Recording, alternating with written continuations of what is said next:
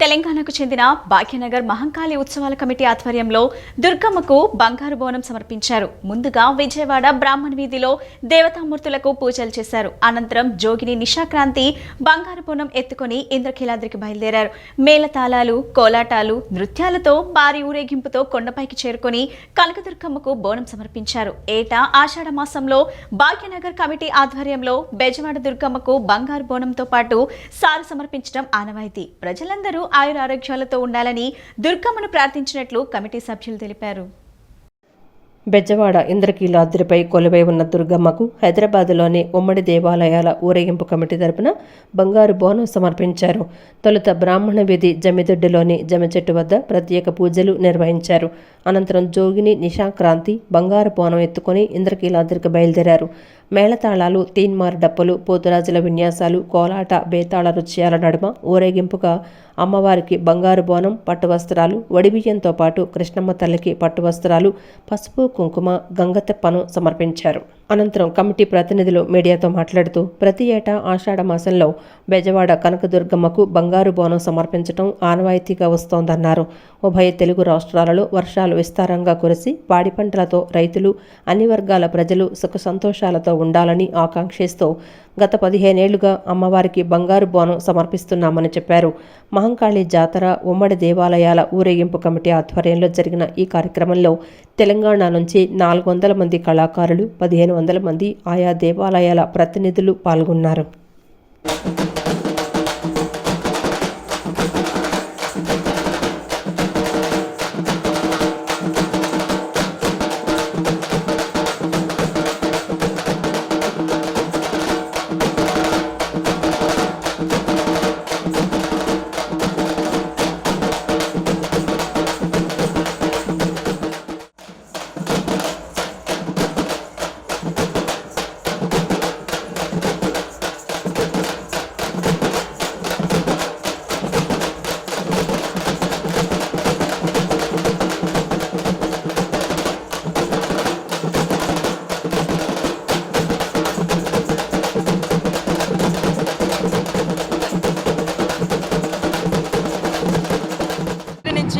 ఉమ్మడి దేవాలయం కమిటీ నుంచి మేము గత 15 సంవత్సరాల నుంచి అమ్మవారికి చీరే, సారే, అలాగే నైవేద్యము, పసుపు, కుంకుమ, గాజులు సమర్పిస్తున్నాము బెజవాడ కనకదుర్గమ్మకు. అలాగే సప్తమాతులకు సప్తబోనాల్లో ఒక భాగమైన బెజవాడ కనకదుర్గమ్మకి ఇది 7వ సంవత్సరం అమ్మవారికి బంగారు బోనం తీసుకురావడము మాకు చాలా సంతోషంగా అనిపిస్తుంది. ఈ 2 రాష్ట్రాలు కలిసి ఇలా పండగ చేసుకోవడము, అలాగే ఇక్కడ ప్రజలందరూ సుఖ సంతోషాలతో ఉండాలని చెప్పి మనస్ఫూర్తి కోరుకుంటూ అమ్మవారికి మేము బోనం సమర్పిస్తాం. ఆషాఢ మాసంలో గత 15 సంవత్సరాలుగా విజయవాడ కనకదుర్గ అమ్మవారికి బోనం సమర్పించడం జరుగుతుంది. ఈ బోనము ఉమ్మడి దేవాలయ ఊరేగింపు కమిటీ తరఫున 2010కి ప్రారంభించాం. యథావిధిగా ఆనవాయితీగా కంటిన్యూగా 15 సంవత్సరాలు వస్తున్నాం. మేము మా ముఖ్య ఉద్దేశం ఒకటే, ఇరు రాష్ట్రాలు బాగా ఉండాలి, వర్షాలు బాగా పడాలి, పంటలు బాగా పండాలి, తెలుగు ప్రజలందరూ కూడా ఐక్యమత్యంగా సుభిక్షంగా ఉండాలని అమ్మవారిని కోరుకుంటూ ఈ నైవేద్యం మేము సమర్పించడం జరుగుతుంది. అందులో భాగంగా ఇవాళ ఆషాఢ మాసం వారాహి నవరాత్రులు కాబట్టి తెలుగు ప్రజలందరికీ కూడా పేరున అందరికీ కూడా మనస్ఫూర్తిగా బోనాల శుభాకాంక్షలు తెలుపుతున్నాం. తాడేపల్లిలోని గంగానమ్మ తల్లి ఆలయ పునర్నిర్మాణం ప్రారంభోత్సవ కార్యక్రమంలో రాష్ట్ర విద్య, ఐటీ, ఎలక్ట్రానిక్స్ శాఖల మంత్రి నారా లోకేష్ దంపతులు పాల్గొన్నారు. అమ్మవారికి లోకేష్ దంపతులు ప్రత్యేక పూజలు నిర్వహించారు. సమృద్ధిగా వర్షాలు కురిసి ప్రజలు సుభిక్షంగా ఉండేలా చూడాలని కోరుతూ ప్రతి ఏటా ఆషాఢ మాసంలో గంగానమ్మ తల్లి ఉత్సవాలు నిర్వహించడం హర్షణీయమని పేర్కొన్నారు. తాడేపల్లిలోని గంగానమ్మ తల్లి ఆలయ పునర్నిర్మాణ ప్రారంభోత్సవ కార్యక్రమంలో రాష్ట్ర విద్య, ఐటీ, ఎలక్ట్రానిక్స్ శాఖల మంత్రి నారా లోకేష్ దంపతులు పాల్గొన్నారు. లోకేష్ బ్రాహ్మణులకు ఆలయ కమిటీ పెద్దలు ఘనస్వాగతం పలికారు. అమ్మవారికి లోకేష్ దంపతులు ప్రత్యేక పూజలు నిర్వహించారు. ఈ సందర్భంగా మంత్రి లోకేష్ మాట్లాడుతూ సమృద్ధిగా వర్షాలు కురిసి ప్రజలు సుభిక్షంగా ఉండేలా చూడాలని కోరుతూ ప్రతి ఏటా ఆషాఢ మాసంలో గంగానమ్మ తల్లి ఉత్సవాలు నిర్వహించడం హర్షణీయమని అన్నారు. తాడేపల్లికి చెందిన సీనియర్ నేత దొంతిరెడ్డి సాంబిరెడ్డి నేతృత్వంలో ఇటీవల ఆలయాన్ని పునర్నిర్మాణం చేపట్టారన్నారు. ఆలయ పునర్నిర్మాణ కార్యక్రమాన్ని విజయవంతంగా పూర్తి చేసిన సీనియర్ నేత దొంతిరెడ్డి సాంబిరెడ్డి కమిటీ సభ్యులను ప్రత్యేకంగా అభినందించారు. ఆలయ అభివృద్ధికి తమ వంతు సహాయ సహకారాలు అందిస్తానని చెప్పారు. ఈ సందర్భంగా నిర్వహించిన అన్నదాన కార్యక్రమంలో మంత్రి లోకేష్ పాల్గొన్నారు. ఈ కార్యక్రమంలో టీడీపీ నియోజకవర్గ సమన్వయకర్త నందం అబద్దయ్య, జనసేన నియోజకవర్గ సమన్వయకర్త చెల్లపల్లి శ్రీనివాసు, టీడీపీ తాడేపల్లి టౌన్ అధ్యక్షుడు వల్లభనేని వెంకట్రావు, టీడీపీ, జనసేన, బీజేపీ నియోజకవర్గ ముఖ్య నేతలు పాల్గొన్నారు. భారతదేశంలో ప్రసిద్ధి చెందిన గుణదల మేరీమాత పుణ్యక్షేత్రం దేశంలోనే రెండో అతిపెద్ద దేవాలయమని ఎమ్మెల్యే గద్దె రామ్మోహన్ పేర్కొన్నారు. ఈ పుణ్యక్షేత్రానికి వేలాది మంది భక్తులు వివిధ జిల్లాల నుంచి తరలి వస్తుంటారని అన్నారు. పుణ్యక్షేత్రానికి వచ్చే భక్తులకు సరైన రవాణా సదుపాయం ఉండేలా ఆర్టీసీ అధికారులతో మాట్లాడి విజయవాడ బస్టాండ్, రైల్వే స్టేషన్ నుంచి బస్సు సదుపాయం కల్పిస్తామని ఎమ్మెల్యే తెలిపారు. విజయవాడ తూర్పు నియోజకవర్గ ఎమ్మెల్యే గద్దె రామ్మోహన్ గుణదల మేరీమాత పుణ్యక్షేత్రాన్ని సందర్శించారు. కార్పొరేటర్ జాస్తి సాంబశివరావుతో కలిసి మేరీమాత విగ్రహానికి పూలమాల వేశారు. కొబ్బరికాయ కొట్టి కొవ్వొత్తులు వెలిగించారు. దైవజనులు ప్రార్థన చేసి ఆశీస్సులు అందించారు. అనంతరం కమిటీ సభ్యులతో సమావేశమై సమస్యలను అడిగి తెలుసుకున్నారు. కమిటీ సభ్యులు చర్చి ఫాదర్ ఎమ్మెల్యేకు వినతిపత్రం అందజేశారు. అనంతరం ఎమ్మెల్యే మీడియాతో మాట్లాడుతూ కమిటీ సభ్యులకు కృతజ్ఞతలు తెలియజేసి ఆశీస్సులు పొందేందుకు పుణ్యక్షేత్రానికి వచ్చారని, దైవజనులు ప్రార్థన చేసి ఆశీస్సులు ఇవ్వటం జరిగిందన్నారు. గుణదల మేరీమాత పుణ్యక్షేత్రానికి వేలాది మంది భక్తులు వివిధ జిల్లాల నుంచి తరలి వస్తూ ఉంటారని, భక్తులకు సరైన రవాణా సదుపాయం కల్పించాలని కమిటీ సభ్యులు కోరటం జరిగిందన్నారు. ఆర్టీసీ అధికారులతో మాట్లాడి రైల్వే స్టేషన్, బస్టాండ్ నుంచి దేవాలయానికి, ఇక్కడ నుంచి తిరిగి బస్టాండు, రైల్వే స్టేషన్కు వెళ్లేలా బస్సు సదుపాయం కల్పించేందుకు కృషి చేస్తానన్నారు. ఆలయానికి వచ్చేందుకు వీలుగా రహదారులు అభివృద్ధి చేయాలని కమిటీ సభ్యులు కోరారన్నారు. సమస్యలపై అధికారులతో మాట్లాడి ప్రభుత్వం నుంచి ఎటువంటి సహాయ సహకారాలు కావాలన్నా అందిస్తామని చెప్పారు. చర్చి నిర్మాణానికి కూడా ప్రభుత్వం నుంచి నిధులిచ్చే విధంగా కృషి చేస్తానన్నారు. రహదారులది ఆ విధంగా చిన్న చిన్న సమస్యలు కూడా ఇచ్చారు.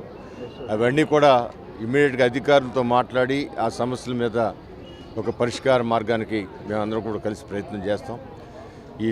ఈ దేవతకి భక్తులకు వచ్చేవాళ్ళు సకల సౌకర్యాలు కల్పించే విధంగా ప్రభుత్వం నుంచి ఎలాంటి అవసరం ఉందో అన్ని అవసరాలు కూడా నారా చంద్రబాబు నాయుడు గారి యొక్క ఆశీస్సులతో అవన్నీ కూడా పరిష్కరించేటట్టుగా ఈ చర్చి కూడా పెద్ద చర్చి, మంచి చర్చి నిర్మాణం జరుగుతోంది. ఆ నిర్మాణానికి కూడా ప్రభుత్వం నుంచి దాంట్లో ప్రభుత్వం నుంచి నిధులు ఇచ్చే విధంగా దానికి ఏర్పాటు చేయాలని కూడా నేను అనుకోవడం, గతంలో కూడా నేను అది ఆలోచన చేయడం జరిగింది. ఆ ఆలోచన కంపల్సరీగా దాన్ని పూర్తి చేసి ఈ కార్యక్రమాన్ని ఇవాళ ఈ దేవతని ఆశీర్వచంగా వచ్చిన సందర్భంలో ఆ దేవత దయతో ఇవన్నీ కూడా సాధించగలననే ప్రగాఢమైన నమ్మకంతో నేను ముందుకు వెళ్తా ఉన్నాను.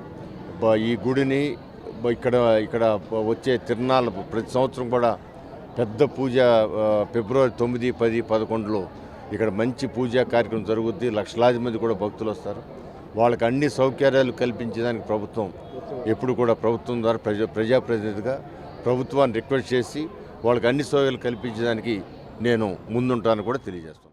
రాజధాని రైతుల గురించి మాట్లాడేవారు పోలవరం ప్రాజెక్టు నిర్మాణం కోసం లక్షల ఎకరాల భూములను ఇచ్చిన నిర్వాసితులు ఎందుకు మాట్లాడటం లేదని సిపిఎం జాతీయ కార్యవర్గ సభ్యులు ఇటీవల విడుదల చేసిన శ్వేతపత్రంలో కలిసి పోలవరం నిర్వాసితులు ఊసేలేకపోవటం రైతులు, ఆదివాసులు మనుషులు కాదా అని ప్రశ్నించారు. నగరంలోని ఎంజీ రోడ్డు మాకినేని బస్సు ఉపనయ హాల్లో ఇటీవల రాష్ట్ర ప్రభుత్వం విడుదల చేసిన పోలవరం ప్రాజెక్టుపై శ్వేతపత్రం గురించి సెమినార్ నిర్వహించారు. ఈ కార్యక్రమంలో సిపిఎం కేంద్ర కమిటీ సభ్యులు బివి రాఘవులు, మాజీ మంత్రి Vadde Sobhanadreeswararao, PDF MLC I Venkateswararao, CPM రాష్ట్ర కార్యదర్శి కె శ్రీనివాసరావు, పలువురు రైతు సంఘాల ప్రతినిధులు హాజరయ్యారు. పోలవరం ప్రాజెక్టును రాజకీయ ప్రయోజనాల కోసమే వాడుకుంటున్నారు తప్ప పూర్తి చేస్తామని ఎవరికీ చిత్తశుద్ధి లేదని సిపిఎం రాఘవులు విమర్శించారు. రాష్ట్రానికి పోలవరం ప్రాజెక్టు పేరుతో ప్రజలకు తీవ్ర ద్రోహం చేశారని మండిపడ్డారు. పోలవరం ప్రాజెక్టుపై రాజకీయ పార్టీలు తలా కొంత పాపం పంచుకోవాలన్నారు. నష్టాన్ని, లోపాన్ని గుర్తించి దోషులను శిక్షించాలని డిమాండ్ చేశారు. వడ్డే శోభనాథేశ్వరరావు మాట్లాడుతూ ఇక నుంచి నిజాయితీగా పనులు చేయాలని డిమాండ్ చేశారు. నిర్వాసితులకు న్యాయం జరగటం లేదని, మిగతా రైతులకు ఏ విధంగా న్యాయం చేశారో అలాగే చెయ్యాలని కోరారు. వాళ్ళు మనుషులే కాదు, వాళ్ళకి వ్యక్తిత్వం లేదు, వాళ్ళకి స్పిరిచువల్ అవసరాలు లేవని చెప్పేసి దృక్పథం దీంట్లో మనకు కనపడుద్ది. నేను దాని జోలికి పోను, కానీ నష్టపోయేది గిరిజనులు, లాభపడేది ఎవరు?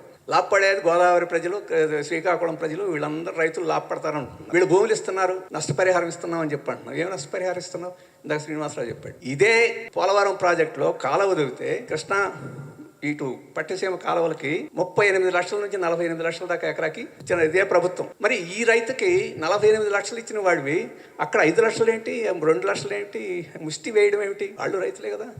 మరి వీళ్ళు భూమి కాలువకు పోయిందని ఇచ్చారు 48 లక్షలు. వాళ్ళకి ఎందుకు ఇవ్వు? ఇంతకుముందు చెప్పారు. అంటే దళితులు గిరిజనులు అయితే వాళ్ళు డిస్పెన్సిబుల్, అగ్రకులాలు వాళ్ళు మోతుబరులు అయితే నీకు అనుయాయులు కాబట్టి, నీ కులం వాళ్ళు కాబట్టి నీకు ఎక్కువ ఇస్తావు. వాళ్ళు డిస్పోజబులే కాదు. వాడు పాపం మనం అంటే నోరు వాయలేని వాళ్ళు అడగలేని వారు కాబట్టి వీళ్ళు అడగగలిగిన వాళ్ళు వీళ్ళ తర్వాత రాజకీయ నాయకులు వాదించే వాళ్ళు ఉన్నారని చేస్తామా? ఏమి న్యాయం ఇది? ఈ పోలవరం ప్రాజెక్టు విషయంలో లోగడ ఎప్పుడూనే ఇతర రాష్ట్రాలతో జరిగిన ఒప్పందంలో పోలవరం ప్రాజెక్టు కట్టాలి అనేటటువంటి ఒక నిర్ణయం జరిగి దానికి సంబంధించినటువంటి జియో ఇష్యూ అయిన తర్వాత కృష్ణానదిలో మనకున్నటువంటి 80 టీఎంసీల నీటిలో 35 టీఎంసీల నీరుని కర్ణాటకకి, మహారాష్ట్రకి వదులుకోవాల్సి ఉంటుంది అనేటటువంటి ఒక అంశాన్ని దృష్టిలో పెట్టుకుని దాన్ని మౌనాన కాలయాపన జరుగుతూ వచ్చింది అనేటటువంటిది నాకున్నటువంటి అభిప్రాయం.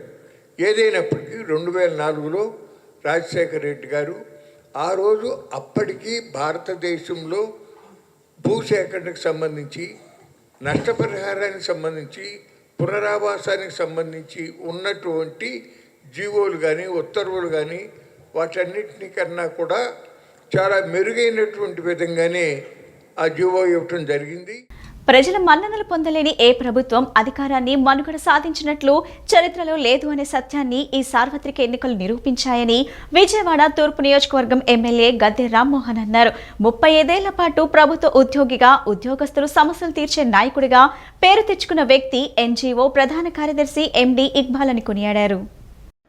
నగరంలోని ఎంజీ రోడ్డు శేషసాయి కళ్యాణ మండపంలో ఏపీ ఎన్జీఓ పశ్చిమ కృష్ణ ప్రధాన కార్యదర్శి ఎండి ఇక్బాల్ పదవీ విరమణ మహోత్సవం అట్టహాసంగా సాగింది.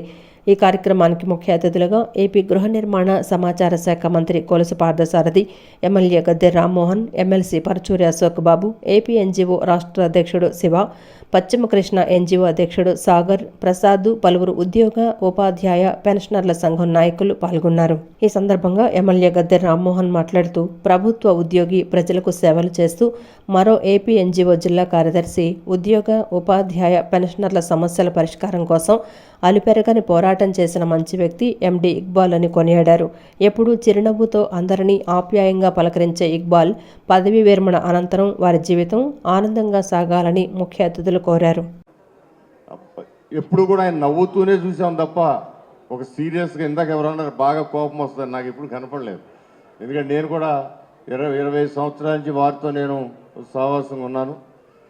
ప్రతి ఎలక్షన్ జరిగేటప్పుడు కూడా ఆయన బయట అనుకుంటున్న విషయాలు కానీ లేకపోతే జాగ్రత్తలుగా అన్నీ కూడా నాకు చెబుతూ ఉండేవారు.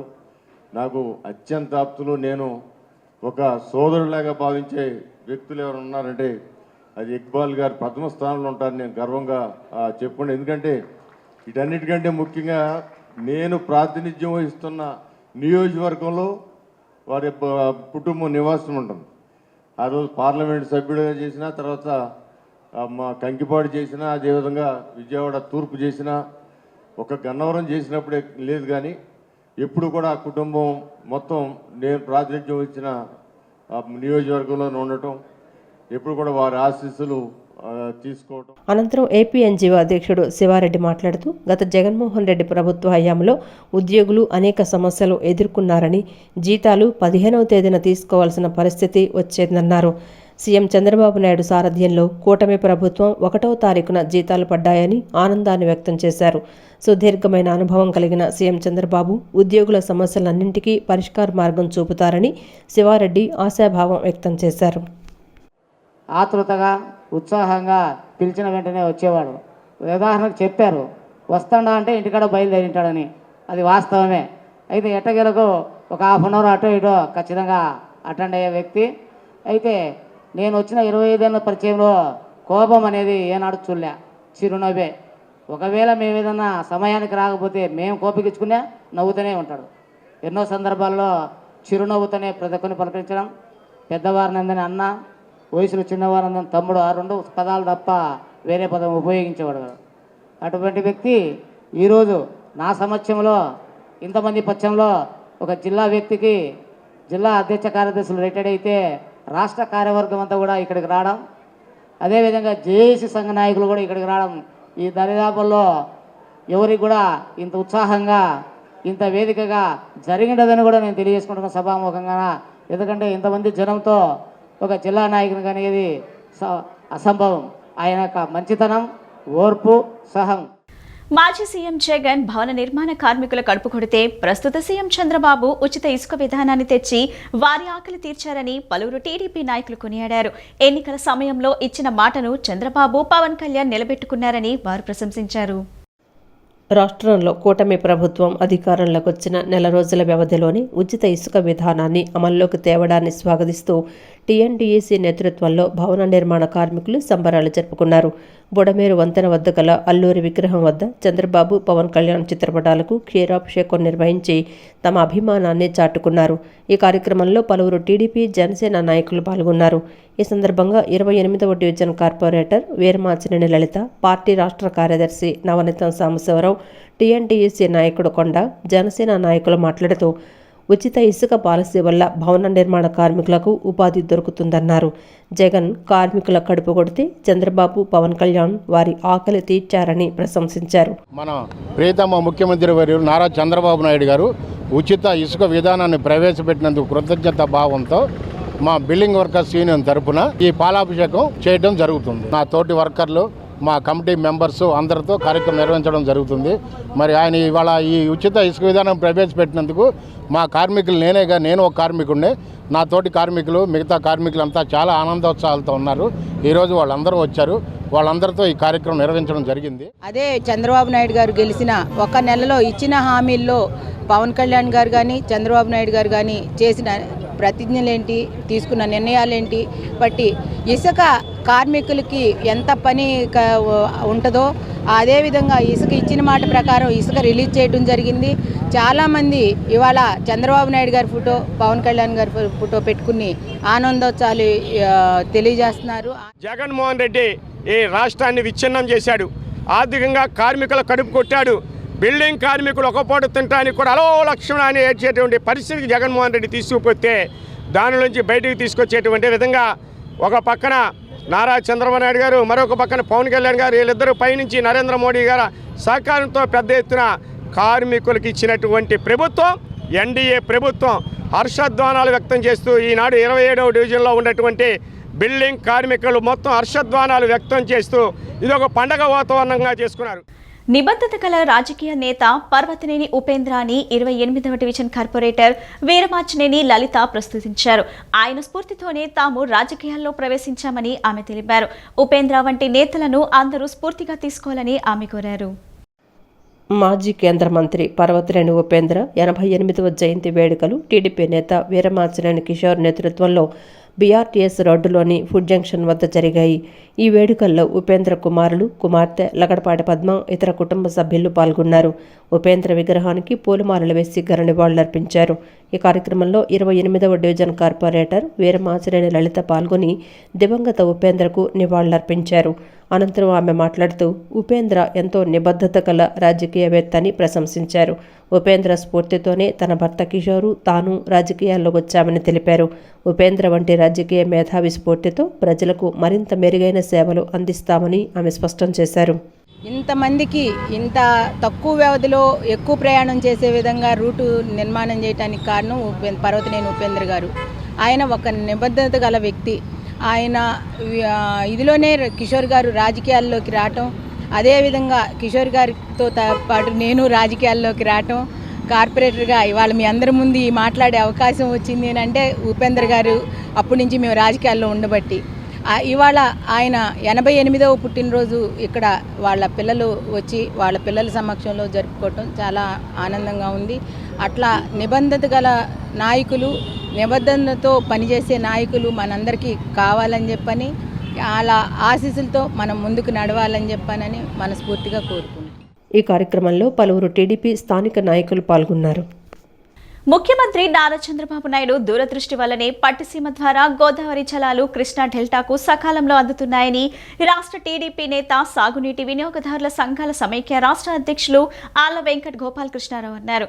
అసమర్థత నీటి యాజమాన్యంతో కృష్ణా డెల్టాలోని కనీసం అవనిగడ్డ, తెనాలి, మచిలీపట్నం ప్రాంతాలకు కూడా సాగునీరు ఇవ్వకుండా వరి పంటను ఎండబెట్టిందని తీవ్రంగా విమర్శించారు.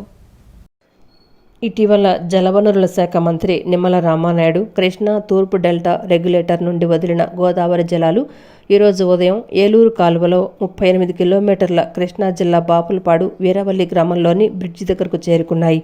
ఈ బ్రిడ్జి దిగువనే ఉన్న ర్యాంపు దగ్గర వీరవల్లి సాగునీటి వినియోగదారుల సంఘం, వీరవల్లి గ్రామ పంచాయతీ ఆధ్వర్యంలో సాగునీటి వినియోగదారుల సంఘాల సమైక్య రాష్ట్ర అధ్యక్షులు ఆళ్ల వెంకట గోపాలకృష్ణారావు, కాకుల్పాడు డిస్ట్రిబ్యూటరీ కమిటీ మాజీ చైర్మన్ మేడికొండ సోంబాబు, రాష్ట్ర తెలుగు రైతు కార్యనిర్వాహక కార్యదర్శి గుండపనేని ఉమా వరప్రసాదు, వీరవల్లి సర్పంచి పిల్ల అనిత, రంగన్నగూడెం సర్పంచి కసకుర్తి రంగామణి తదితరుల చేతుల మీదుగా కృష్ణానది నుంచి ఏలూరు కాలువ ద్వారా వచ్చే కృష్ణా గోదావరి జలాలకు వేద పండితులచే శాస్త్రోక్తంగా పూజా కార్యక్రమాలు నిర్వహించారు. పూలు చల్లి కొబ్బరికాయలు కొట్టి గోదావరి తల్లికి జలహారతి సమర్పించారు. గోదావరి జలాలను త్వరగా ఈ ప్రాంతానికి ఇచ్చినందుకు ముఖ్యమంత్రి నారా చంద్రబాబు నాయుడు, జలవనరుల శాఖ మంత్రి డాక్టర్ నిమ్మల రామానాయుడు, గన్నవరం శాసనసభ్యులు యార్లగడ్డ వెంకట్రావు పేర్ల మీద గోత్రనామాల పూజ నిర్వహించారు. అనంతరం ఆళ్ల వెంకట గోపాలకృష్ణారావు మాట్లాడుతూ గత తెలుగుదేశం ప్రభుత్వ హయాంలో 2015 నుంచి 2019 వరకు కృష్ణా డెల్టాకు 358 టీఎంసీలు గోదావరి జలాలు ఉమ్మడి కృష్ణా, గుంటూరు, ప్రకాశం, పశ్చిమ గోదావరి జిల్లాలోని 13 లక్షల ఎకరాల్లోని వరి, రొయ్యల చెరువులు, చేపల చెరువులకు సాగునీరు ఇవ్వటం, రైతులకు 45,000 కోట్ల ఆదాయం రావటమే కాకుండా భారతదేశం జీడీపీలో కృష్ణా జిల్లా 2వ స్థానంలో నిలిచిందని అన్నారు. ఆగస్టు జూలైలో మాక్సిమం పట్టిసీమ నీటిని వాడుకుని పైనుంచి వచ్చే నీటిని పులిచింతల్లో నీటి నిల్వ చేసుకుని పులిచింతల నీటిని నారుమళ్లకు వదిలేవాళ్ళం. ఏంటి, జూన్లో పట్టిసీమ రాకముందు. ఈయనేం చేశాడు, పట్టిసీమని గాలికి వదిలేసి జగన్మోహన్ రెడ్డి గత ప్రభుత్వ హయాంలో పంపులు రిపేర్ కనీసం ఓవరాయిలింగ్ చేయకుండా రైతులు గొడవ చేస్తే అవినిగడ్డలో, తెనాల్లో, గుడివాడలో ఎండిపోతే పంటలో విధి లేని పరిస్థితిలో పంపులు అరకొరగా వదిలి మొత్తం మన పులిచింతల్ని ఖాళీ చేశాడు ఈ గనుడు. అంటే ప్రభుత్వం దిగిపోయే నాటికి, ఎన్డీఏ ప్రభుత్వం అధికారంలోకి వచ్చే నాటికి 1/2 టీఎంసీ నీళ్లు పులిచింతల్లో నిల్వ ఉన్నాయంటే గత ప్రభుత్వ అసమర్థ నీటి యాజమాన్యానికి నిదర్శనం. ఈరోజు ఏది ఏమైనా కానీ ఈరోజు పట్టిసీమ జలాలు మనకి మన గన్నవరం నియోజకవర్గం ఏలూరు కేనాలకు వచ్చేసినాయి. ఈ ముఖ్యంగా ఈ మన చెరువులు తాగునీటికి, నారుమళ్లకి, అలాగే కిందటి నెలలో వెదజల్లే పద్ధతిలో చాలా రాజ్యాంగం ప్రకారం ముస్లింలకు రావాల్సిన హక్కులను సాధించే లక్ష్యంగా ముస్లిం ఐక్యవేదిక పనిచేస్తుందని అధ్యక్షులు జాఫర్ అలీ స్పష్టం చేశారు. రాష్ట్రంలో నూతనంగా ఏర్పడిన ప్రభుత్వం ముస్లింల కోసం ప్రత్యేకంగా ఇస్లామిక్ బ్యాంక్ ఏర్పాటు చేసి ఆ నిధులను ముస్లింలకు ఆర్థికంగా ఉపయోగపడే విధంగా చేయూత ఇవ్వాలన్నారు. గతంలో ఉన్న రంగనాథ్ మిశ్రా సమాచార కమిటీ వంటి అంశాలను నెరవేర్చుకోవాలని, వక్ఫ్ బోర్డు ఆస్తులను పరిరక్షించాలని కోరారు. విజయవాడ భవానీపురంలోని ఓ ఫంక్షన్ హాల్ నందు ముస్లిం ఐక్యవేదిక ఆధ్వర్యంలో రాష్ట్ర కార్యవర్గ సమావేశం నిర్వహించారు.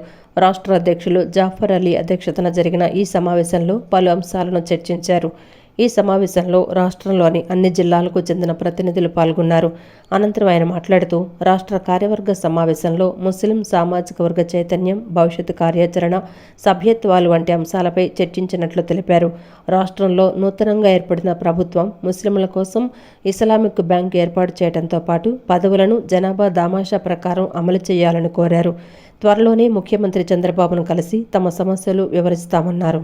అనంతరం ముస్లిం ఐక్యవేదిక అధికార ప్రతినిధి ఖలీల్ సయ్యద్దు, విజయవాడ అధ్యక్షులు రహీం ఖాన్ మాట్లాడుతూ ముస్లిం సమాజం గడిచిన 70 ఏళ్ల నుండి వెనుకబాటుతనంలో ఉందని, అందుకు ప్రధానంగా విద్యలో వెనుకబాటుతనమే కారణమన్నారు.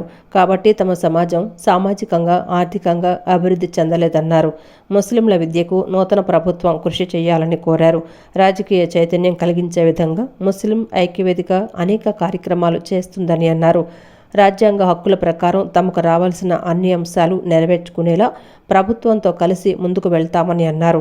గతంలో ఉన్న రంగనాథ మిశ్రా సమాచార కమిటీ వంటి అంశాలను నెరవేర్చాలని, వక్ఫ్ బోర్డు ఆస్తులను పరిరక్షించాలని నూతన ప్రభుత్వాన్ని కోరారు. జనాభా దామాషా ప్రకారం ముస్లింలకు రావాల్సిన వాటాలను సాధిస్తామని అన్నారు.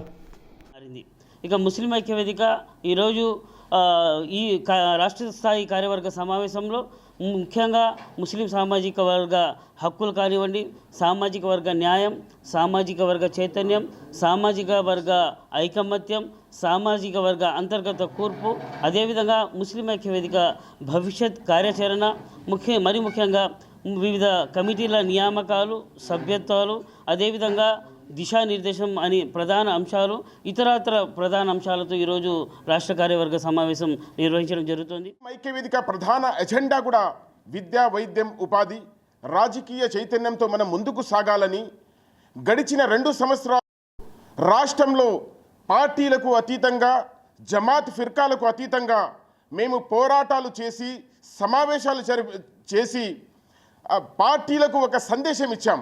ఆ సందేశం ఇలాగే మేము వదలము. కాబట్టి ఈ 4 సంవత్సరాలు మేము ముస్లిం ఐక్యవేదికను రాష్ట్రంలో బలోపేతం చేసి రాజ్యాంగం మాకు ఇచ్చిన హక్కులు మేము సాధించుకోవడానికి నెలకొన్నటువంటి ఏదైతే రాజకీయ చైతన్యం కావనివ్వండి, విద్యా ఉపాధి రంగాలలో ముస్లిం సమాజం ముందుండే విధంగా తప్పకుండా ముస్లిం ఐక్యవేదిక పనిచేస్తుందని చెప్పేసి కూడా ఈ విధంగా తెలియజేస్తూ ఉన్నాం.